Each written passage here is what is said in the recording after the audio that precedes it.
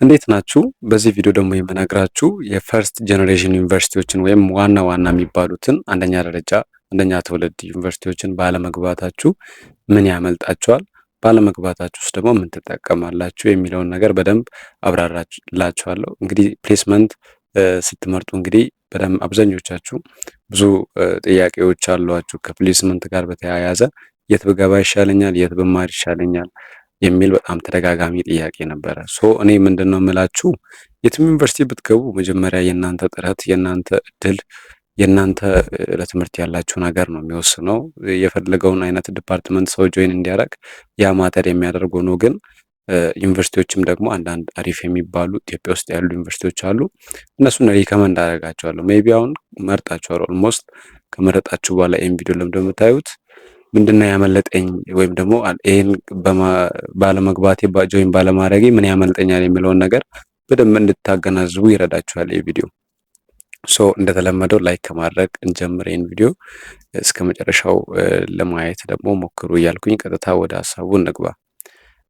ኢትዮጵያ ውስጥ ባሉት ዩኒቨርሲቲዎች ውስጥ አብዛኛው በሚባለው የሚሰጠው የትምህርት አይነት ወይም ሂደት እና አብዛኛው የሀገራችን ዩኒቨርሲቲዎች የትምህርት አሰጣጥ ከግሬዲንግ ሲስተም ጋር ከመማር ማስተማር ጋር ከአንድ ሴክተር ኮንትሮል የሚደረግ ስለሆነ በጣም የሚመሳሰል ነገር አለው። ነገር ግን አንዳንድ ዩኒቨርሲቲዎች ደግሞ ሻል የሚሉ በአንዳንድ ሁኔታዎች አንዳንዶቹ ከአንዳንዶቹ አድቫንቴጅስ የሚሆኑበት ሁኔታ አለ። አሁን በዚህ ዓመት 5 ዩኒቨርሲቲዎች ሪሚዲያል አይሰጡም። እነሱም አዲስ አበባ ዩኒቨርሲቲ አለ፣ አዲስ አበባ ሳይንስና ቴክኖሎጂ አለ፣ አዳማ ሳይንስና ቴክኖሎጂ አለ፣ ጅማ ዩኒቨርሲቲ እና ሐዋሳ ዩኒቨርሲቲ። ይህንን ከዚህ በፊትም እኔ በየቪዲዮቹ እየነገርኳቸው ነበረ። በዚህ ዓመት ሪሚዲያል ምናልባት አይቀበሉም ያልኳቸውን ፈርስት ጀነሬሽን ዩኒቨርሲቲዎችን እየጠቆምኩኝ በዛ መሀል እነዚህን ዩኒቨርሲቲዎች አንስቼላቸው ነበረ ካስታወሳችሁ። እና እነዚህ ዩኒቨርሲቲዎች ያው የማይሰጡበት አዲስ አበባ ኦልሞስት የራስ ገዝ ዩኒቨርሲቲ ሆኗል። አዳማና አስቱ ያው እነሱ ደግሞ ሴሌክቲቭ ናቸው፣ ተማሪዎችን መርጠው ነው የሚወስዱት። ሐዋሳ ዩኒቨርሲቲ የማይሰጥበት ምክንያት ደግሞ የራስ ገዝ ዩኒቨርሲቲ የመሆንን ነገር ሐዋሳም የጀመረ ዩኒቨርሲቲ ነው፣ ትልቅ ዩኒቨርሲቲ ነው። በዚህ አልጀመረ። ሌሎቹም ትልቅ አይደሉም ምናምን ማለት አይደለም፣ ግን ሌሎቹ ጋር ደግሞ ይሰጣል። አሁን የቀራችሁ ልጆች እድለኛ የምላችሁ ልጆች አንደኛ አርባ ምንጭ ዩኒቨርሲቲ ከደረሳችሁ፣ ሁለተኛ ሮማያ፣ ሶስተኛ ደግሞ ጎንደር ዩኒቨርሲቲ ከደረሳችሁ እናንተ ጥሩ ላይ ናችሁ። ባህር ዳር ዩኒቨርሲቲን ጨምሮ እነዚህ ፈርስት ጀነሬሽን ዩኒቨርሲቲዎች ስለሆኑ እነሱ ጋር ከተቀላቀላችሁ እዚህ አዲስ አበባ ባለመግባታችሁ፣ ሐዋሳ ባለመግባታችሁ፣ ጅማ ባለመግባታችሁ ያመለጣችሁን ነገር እዛ ላይ በበቂ ሁኔታ ማግኘት ትችላላችሁ። ምን መሰላችሁ? አንድ ነገር ብቻ ነው ልዩነቱ። ፈርስት ጀነሬሽን ዩኒቨርሲቲዎች ላይ ሁሉም ነገር የተደራጀ ነው። እኔ ዲግሪን የጨረስኩት በሐዋሳ ዩኒቨርሲቲ ነው።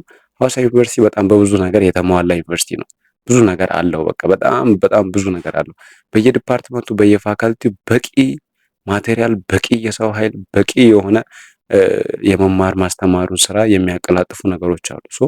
በጣም አድቫንቴጅስ ነው እዛ እናንተ ብትማሩ። በጣም ኤክስፒሪየንስድ የሆነ ሰው ነው የምታገኙት። በጣም ግቢውም ያደገ ነው። መሰረተ ልማቶቹ ያለቁለት ናቸው። ፈርስት ጀነሬሽን ዩኒቨርሲቲ መግባቱ ጥቅሙ ይሄ ነው። ግን ዲስአድቫንቴጁን ደግሞ ልንገራችሁ። ፈርስት ጀነሬሽን ዩኒቨርሲቲ ተማሪ ስትሆኑ፣ አሁን እኔም ሐዋሳ ዩኒቨርሲቲ ነው የተማርኩት እና ለዚህ ለራሱ ዲስአድቫንቴጁን ብቻ የሚያሳይ አንድ ቪዲዮ ሰራላችኋለሁ። አንደኛ በጣም ከውጤት አንጻር ከግሬድ አንጻር በጣም ልትጎዱ ትችላላችሁ። ፈርስት ጀነሬሽን ዩኒቨርሲቲዎች ላይ ውጤት መስራት ቀላል አይደለም። በጣም ያለፋል። በጣም ትጋትን ይጠይቃል። ይህ ማለት አይሰራም እያልኩ አይደለም። እዛ ጋም ኦቨርካም የሚያደርጉ ልጆች አሉ፣ በጥሩ ውጤት የሚመረቁ ልጆች አሉ።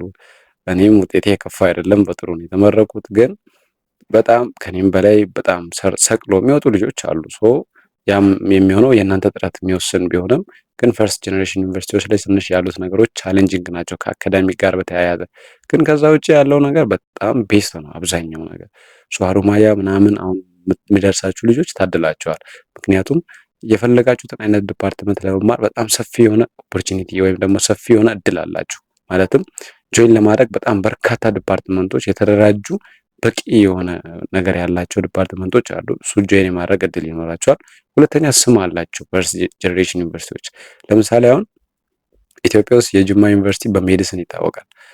አንድ ሰው ከቦረና ዩኒቨርሲቲ ወይም ከአርሲ ዩኒቨርሲቲ ወይም ደግሞ ከወራቤ ዩኒቨርሲቲ ምናምን ሜዲሲን ከሚመረቅና ከጅማ ዩኒቨርሲቲ ሜዲሲን ቢመረቅ በጣም ማርኬቱ ላይ ይሄ ሰውዬ በጣም ሞር ቫልዩ ያለው የጅማው ነው። ግን ይህ ማለት እውቀታችሁን ዲተርማይን ያደርጋል ምናምን አይደለም። ጀነራሊ ያለው ማርኬቱ ላይ ያለው ብዥታ ልበል ብቻ እንደዛ አይነት ኢሉዥን አለ። በቃ የሆነ ዩኒቨርሲቲ የተሻለ ነገር አለው ምናምን ተብሎ ግን የምትማሩት ኮርስ ተመሳሳይ ነው። ፈርስትም ሰከንድም የትኛውም ሰርድም ጀኔሬሽን ዩኒቨርሲቲ ላይ የምትማሯቸው ኮርሶች ያሉት ዲፓርትመንቶች ኤቭሪቲንግ ዘሴም ነው። የትምህርት ሂደቱ ምናምን በጣም ሲግኒፊካንት የሆኑ ትንንሽዬ ነገሮች ካሉ ልዩነቶች ብዙም ለውጥ የለውም። ግን ፈርስት ጀኔሬሽን ዩኒቨርሲቲ አልገባውም ብላችሁ ብዙም አትጨነቁ። ሪሚዲያል ላይ የገባችሁ ልጆች አሪፍ ውጤት ለመስራት ሞክሩ። ፍሬሽማንም ሆናችሁ ፈርስት ጀኔሬሽን ያልደረሳችሁ ልጆች በጣም በአሪፉ ውጤታችሁን መስራት ማተር የሚያደርገው እሱ ስለሆነ ማለት ነው። ይህንን እላችኋለሁ። ቀጣይም በሌላ ኢንፎርማቲክ በሆነ ቪዲዮ በሚጠቅም ቪዲዮ እንገናኛለን።